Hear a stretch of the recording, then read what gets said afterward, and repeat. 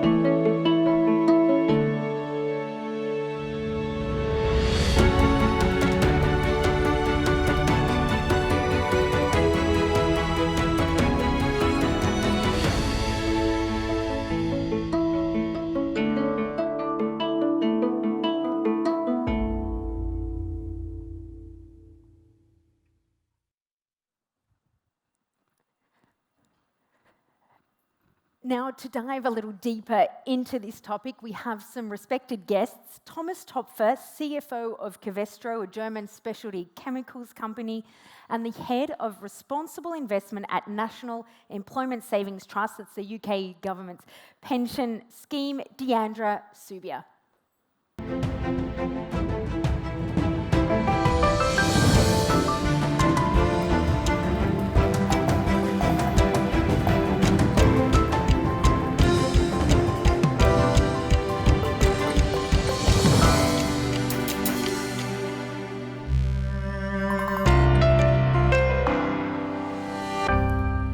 Welcome to you both. Now, the energy transition has really been an underlying theme over many of our discussions, so we're going to deep dive into it a little further. I'm going to start with you, Thomas. Sustainable finance markets have developed significantly in recent years with increased adoption of green, social and sustainability-linked bonds. If we listen to the Amundi experts yesterday, they're here to stay. But what key drivers will push corporates even more towards this sustainable financing? Yes, thank you so much for having me. I can tell you, for us, sustainable financing really has almost become the new normal. So I would say, in the past years, maybe many corporates looked at this as something exotic, but what I have found is that investors are becoming more and more demanding, but also much more educated in terms of sustainable financing. And therefore, the idea to use this as really a means to channel financial resources into projects that are sustainable and that meet clear criteria, I think this has evolved very much in terms of how professional and how precise this is. So for our company, I can tell you, we worked very intensively on a sustainable financing framework last year. That was a key exercise for us from a strategic perspective, but also from a financing perspective. And it is true that the education and the demand of the investors really is driving, in my mind, sustainable financing. And therefore, what we figured is maybe not in terms of basis points. It's so easy to measure. I think it's difficult to claim that sustainable finance instruments are so much cheaper or more attractive. But I do find that there is broader access to investors, and there's certainly also a very important aspect in terms of reputation. So what will push this further is clearly more investor demand. And I'm pretty sure that things will increase. So for me, sustainable finance essentially will be the new standard as we move forward. Yeah, you say a new norm, but in the past it was a little segment, an add-on, and now it's an underlying theme across all financing. Absolutely. I'm going to turn to Diandra now. Investors such as Nest are increasingly focused on sustainable financing, as we just heard, as a means of driving change as well as managing ESG risks. What do you see as the key role of investors in financing the transition, and how do you balance Nest's green investment priorities on the one hand with the sustainability preferences of your members? Thank you very much for having me today as well. So as institutional investors, we have a crucial role to play in the transition, not just in terms of managing climate-related risks and opportunities across our members' and clients' portfolios, but also using our ownership rights and investments in companies, our size and influence to help drive real-world emissions reduction. We have a net zero target to reach net zero by 2050 at the latest, and we could actually achieve that tomorrow by divesting from the most high impact sectors in the economy, but that would bring financial detriment to our members' returns. So we need to use our influence and work with other investors to decarbonize economies that our members' investments are linked to. In terms of our members' sustainability preferences, they want us to deliver the best risk-adjusted returns for them at retirement and seek the best financial outcomes, and managing climate risks and navigating the transition and addressing physical climate risk is absolutely crucial to achieving that. So, we see that as part of our fiduciary duty, not just about managing risk in their investments, but also using our influence alongside big other investors and policymakers to help deliver a world that's fit and decent for our members to retire into. So that's, again, that's part of our fiduciary duty, and that is what our members expect us to do. We've got a very young age profile of members. The average age of our members is 35. So we know these issues are of high importance to young people in the UK. And if they understood that their savings were kind of linked to a transition in any way, they would absolutely expect us to be managing that on their behalf. Absolutely. Now, staying with that, Nest emphasises real-world impact on decarbonisation. In fact, you've been quite vocal towards Shell and BP for weakening some of their 2030 climate pledges. How do you balance those short-term profits and your long-term climate strategy, and how do you see the role of engagement evolving for asset owners?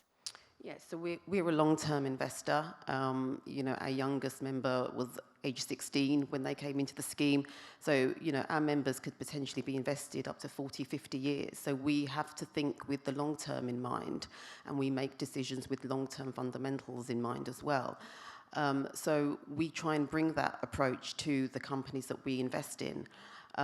What we've seen this year with BP and more recently Shell is that they're rowing back on their carbon production targets.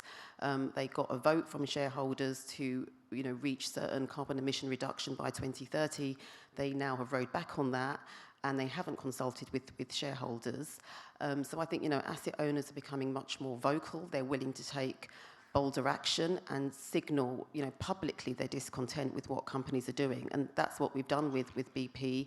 We publicly pre-declared our vote against the chair, not just in terms of rowing back on key climate targets, which is fundamental to the planet, but also, we recognise that as a sign of potentially poor governance and leadership, them rowing back, not consulting with shareholders, so we were concerned that that could set a precedent. So I think asset owners are much more willing to take bolder action than fund managers, say, and play a much more vocal role in pushing companies forward in this space. And that was a very public campaign, wasn't it? Coming out and speaking publicly, it got a lot of media coverage. Yeah, and it just sends a very positive signal to the market that asset owners are taking this issue very seriously, and companies need to be much more in listening mode.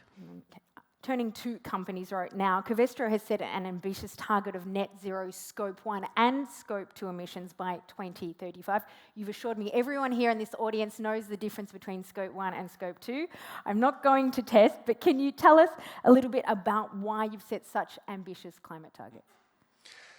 Yes, I think for us, it goes much beyond only the climate targets of Scope 1 and 2, because we as a chemical company don't know that if we want to be accepted as a corporate citizen, and if we want to be accepted as a company in Germany, one of the most densely populated areas, we have to fundamentally change our business model. And therefore, we have developed a vision which says we will make this company fully circular, and that, of course, goes way beyond only CO2 reduction. However, as a first step and first start, as you said, we clearly said We have defined a roadmap that should bring us to net zero for Scope 1 and 2 until 2035. Why is this? Which is pretty soon, really. It is pretty soon, but quite frankly, I think Scope 1 and 2, many of the things are in our hands because it's all about procuring green energy, it's all about changing your processes, it's all about some of things like green steam, which I think technologically is all available, so it's really about the execution.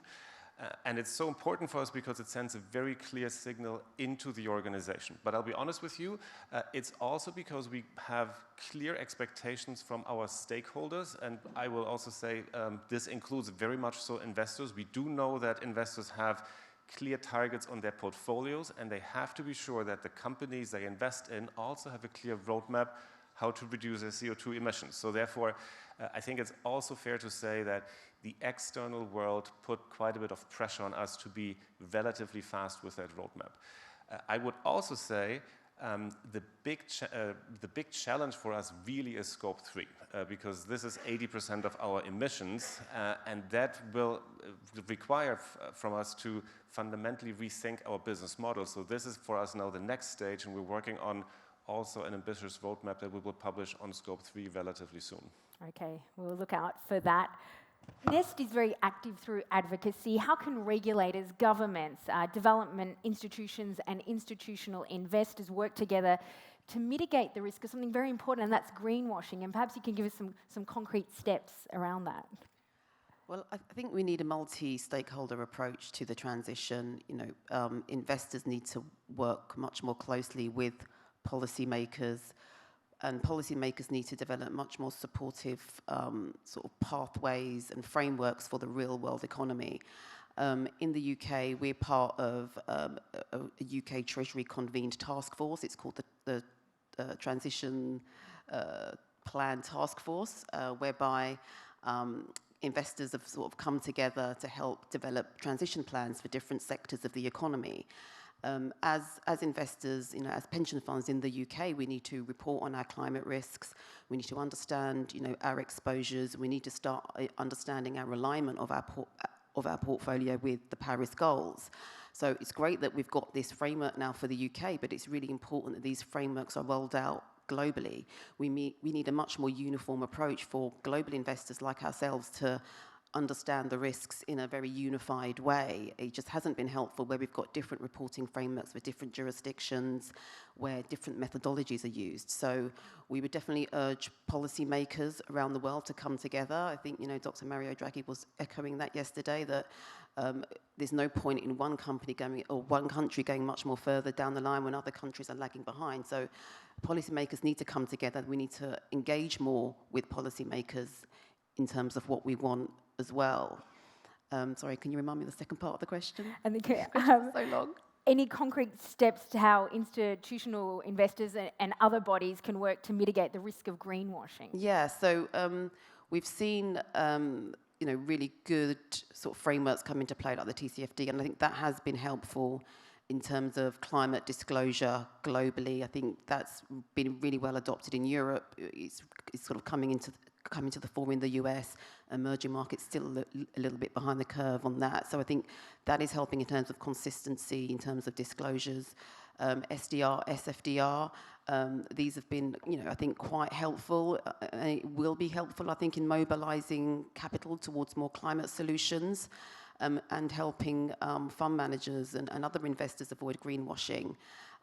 However, I would caution that some of these frameworks are quite prescriptive, and we are concerned that it could deter fund managers from actually investing sustainably for fear of not meeting that very stringent definition. There does need to be much more flexibility and nimbleness in the system for fund managers to understand what a climate solution looks like. Sustainability is a very broad term. Everyone is on a journey. So whilst I think these are helpful frameworks, they do need to be used with caution, and we can't be pigeonholing this whole very huge topic. Speaking of frameworks, we've got the European Union's 2024 Corporate Sustainable Reporting Directive.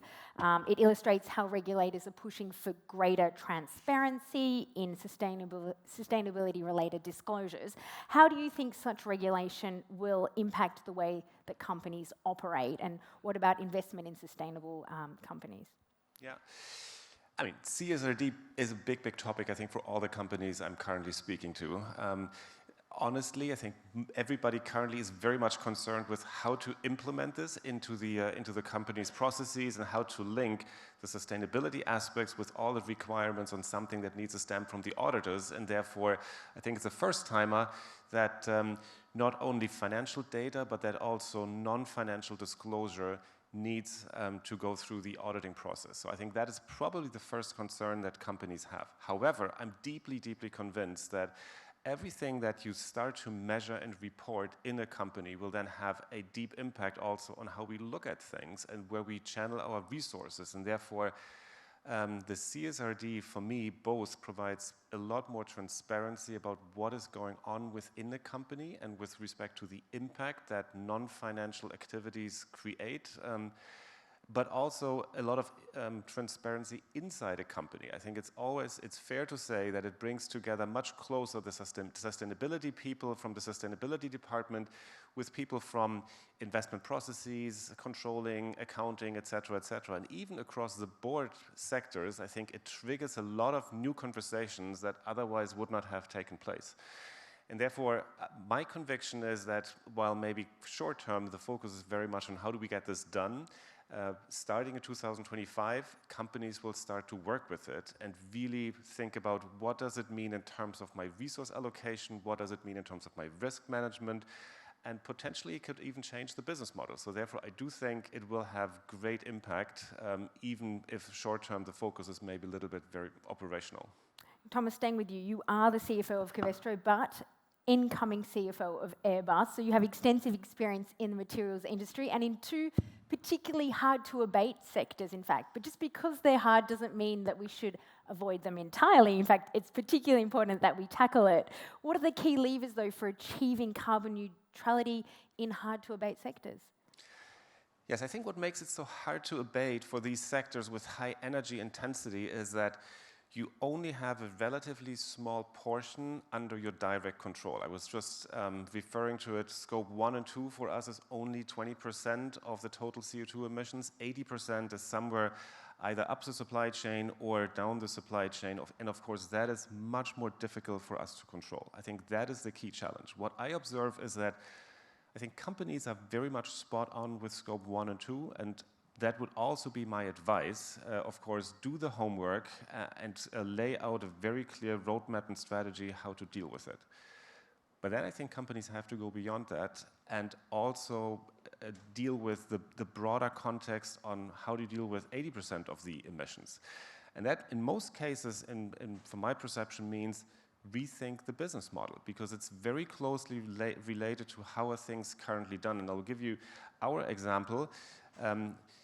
The benefit of the good thing for Covestro is we're not sitting on assets that we cannot use in a fully circular world. However, the challenge is how do we procure bio-based raw materials that we can then use as input factors, and how can we at the end of the life cycle find solutions that bring the products back to the cradle, if you like. And those recycling technologies still have to be invented, and you have to convince the customer to pay a premium if he or she buys a fully circular product. So therefore, rethinking our business model and thinking how can we change our sales processes, how can we change our marketing processes, how do we have to maybe think about totally new customer segments, that's the key thing. And therefore, again, the challenge is that it's not fully under your control, and therefore my advice would be, of course, do the homework for the easy things, rethink your business model about the more far-reaching things, engage very much with the communities, because in many instances it will be difficult for companies to do everything by yourself. I give you our example. We have got great recycling technologies. We do not have the capital to build world-scale assets that can recycle all the mattresses in the world. And therefore, engaging with partners and creating networks, in my mind, is a very, very important topic. So I think that those would be the things on my mind when it really comes to dealing with the far-reaching and much more difficult to abate emissions that companies have. Which are 80%, as you 80% for us, but I think for many of the other companies that relationship is probably also true. Thank you very much. I'm going to turn to a last question now for Diandra. Speaking of Nest's investment in climate-aware emerging market strategy, you've said, and I'll quote, many emerging economies are also thinking hard about how to harness green technology to fuel their growth and obviously leapfrog the dirtier industrialisation trends of the past. This presents opportunities for investors. I think probably everyone agrees on that. How can asset owners approach, though, investing in these opportunities while, of course, managing, the inherent risks? Yeah, so I think one of the challenges that we as investors are facing in emerging markets is that, emerging markets tends to be put into one big bucket, We've heard that, yesterday that India's doing certain things, China's doing certain things, Latin America are doing certain things, and we very rarely get a breakdown of the opportunities in certain, regions, where the barriers are, what the challenges are. So we definitely need more sort of country, more sector pathways for emerging markets that really will allow us to make more informed decisions about specific countries. So I think that would be really helpful. I think, collaboration in emerging markets is absolutely key. I think traditionally it's been quite difficult to get access to companies in certain countries, particularly state-owned companies. So collaboration is vital if we're going to have, high-quality dialogue and kind of raise the bar in terms of expectations on things like climate reporting. And that's something that Nest has been quite active in. We've sort of co-joined the Climate Action 100+, which is a really important global initiative that brings together investors around the world. And we've teamed up with investors who are located on the ground in those markets that really help, really elevate that dialogue. So I think, collaborative engagement is absolutely key. I think better and clearer data as well. We talked about TCFD. I think adoption in emerging markets is still very slow, but that's something that we're pushing alongside with other investors, trying to extract better quality dialogue from companies as well. So I think, just getting that transparency in terms of understanding where the barriers are and opportunities is really key. We do have a private markets allocation at the minute, that doesn't include emerging markets because there are barriers to overcome. There are governance risks, there are long delays in projects, and I think, again, this is where our governments can work better with emerging market governments around the world to help overcome and allay some of those barriers that can help mobilize much more capital into those companies, because emerging markets is such a crucial part of the transition. We won't reach net zero unless emerging markets plays that part, and we as investors can really help spur that. I think the final point is that a lot of these frameworks really focus on carbon footprint and alignment. And I think investors are quite concerned when they do this kind of reporting, investing in emerging markets will make them look worse off because, these nations are still quite industrialized. The reporting isn't good. So these frameworks shouldn't discourage investment in emerging markets. We should actually be encouraging it and be less, focused on the backward-looking metrics and start thinking more about what forward-looking metrics we can bring into these frameworks that really help, allow us to access and be brave about, investing more in emerging markets. Thank you very much. I'm hearing transparency, dialogue, collaboration, the key themes coming out. Yep. Thank you very much, Diandra, Soobiah, Toepfer, for those insights. It's been a pleasure. Thank you.